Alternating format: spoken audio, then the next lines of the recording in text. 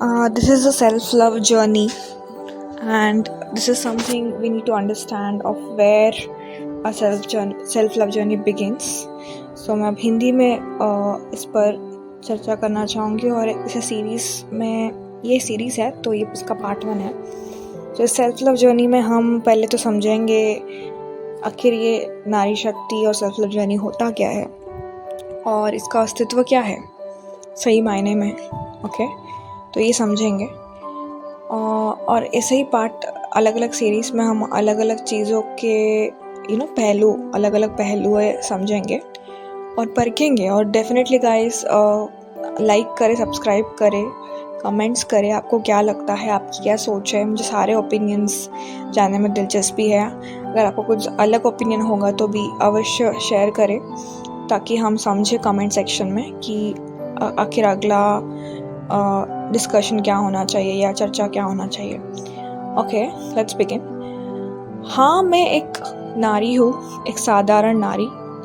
मैं किसी की बेटी नहीं, किसी की माँ नहीं, किसी की बहन नहीं, किसी की पत्नी नहीं, किसी की प्रेमिका नहीं, पर मेरा एक वर्चस्व है, मेरा एक पहचान है और वह एक साधारण नारी का है या ये कहे साधारण स्त्री का है. एक नारी जो जगत जननी है, एक साधारण नारी जिसका अस्तित्व और वर्चस्व पुरातन काल से बेहद महत्वपूर्ण रहा है. मैं उन सभी महिलाओं को और मेरे लिंग के प्रजातियों को यही कहना चाहूँगी, पहले एक साधारण नारी बने, एक साधारण नारी, एन ऑर्डिनरी वुमेन. बिकॉज ये हम बहुत सुनते आए हैं, बहुत लोग कहते हैं you're just an ordinary women. तो उसमें कोई, हम ऑर्डिनरी वुमेन तो कभी बने ही नहीं ना. हम खुद के लिए जीना कभी सीखे ही नहीं, हमने खुद से प्यार करना कभी जाना ही नहीं. हम हमेशा दूसरों के लिए करते रहते हैं पर अपने आप को पीछे रखकर. तो अब हम वो नहीं करेंगे. पहले हम एक ऑर्डिनरी वुमेन बनेंगे, अपने लिए जिएंगे. पहले basically understand your real existence, अपना अस्तित्व समझें. And start living to please your own soul first guys. अपने आप के सोल को पहले प्लीज करें. Love your identity as a female, as a feminine energy. अपने आप से प्यार करें. अपने आप से प्यार करने का मतलब क्या है? सजना, आप सजे सवरे, काजल पहने, जो करना है वो करे एज अ नारी. Live your life as truest feminine. And सिर्फ सजना सवरना नारी शक्ति नहीं है, और भी चीज़ें हैं जहाँ पे एक नारी का आइडेंटिटी होता है. So become, first of all love your identity as female and then in truest form first, then listen to the world. दुनिया के बारे में बाद में सुने. Because this world might love you today guys, tomorrow this love will fade away. ये प्रेम दुनिया जो आपसे करती है ये वक्त के साथ फेड ज़रूर होगा. But your love to yourself is only thing that is constant and should be constant.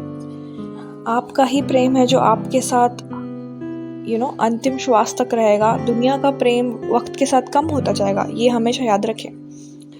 Rest all is gonna fade away with time, but your connection with your soul and body will remain till eternity. Till eternity मतलब अंतिम श्वास तक आपकी आत्मा और आपके जो body है, आपकी जो शरीर है, उसके साथ में कनेक्शन बना रहेगा. So don't cheat yourself guys and your soul. अपने बॉडी से प्रेम करें, अपने आत्मा से प्रेम करें और हर दिन एटलीस्ट 1 घंटे या 3 घंटे तक आपको अपने आप के लिए टाइम देना है.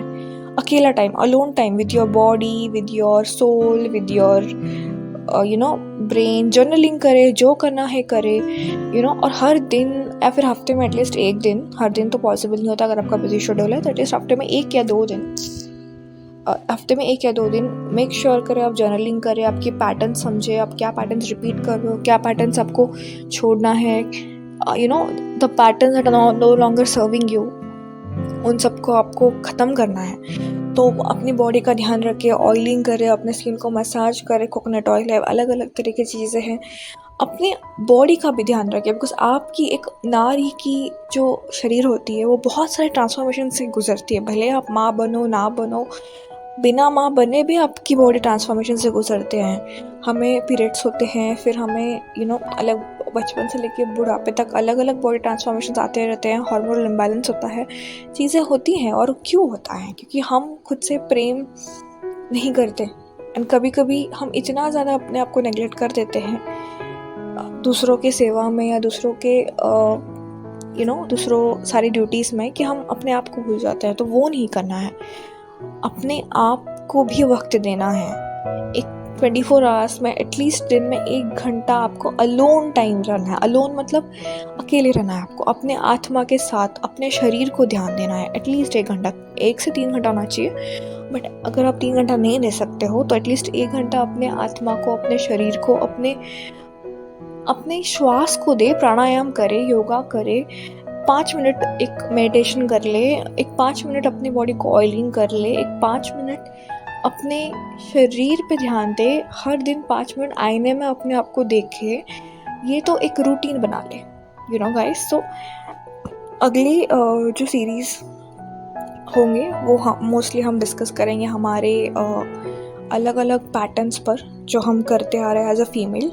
आपको अगर कोई पैटर्न्स दिखता है या समझ में आता है एज अ फीमेल हम फॉलो कर रहे हैं, at least in the context of Asian societies I would से, बिकॉज यूरोपियन सोसाइटीज़ के कल्चर थोड़े अलग है, अलग अलग कल्चर के अलग अलग पैटर्न्स हैं। बट अगर I would love to even know, अगर कोई और कंट्री के लोग भी अगर ये वीडियो सुन रहे हैं, इट इज़ रियली ब्यूटिफुल।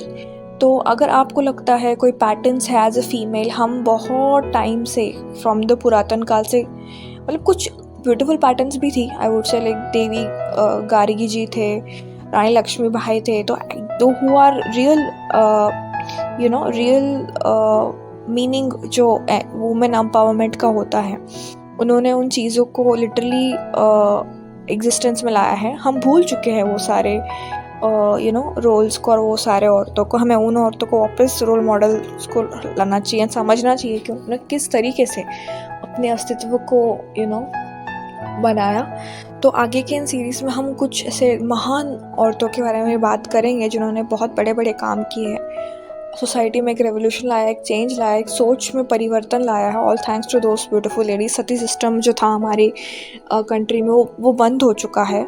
एक ज़माने में सती सिस्टम हुआ करता था, जहाँ एक नारी का अगर पति मर जाए तो उस स्त्री का भी अंतिम संस्कार किया जाता था उसी अग्नि में।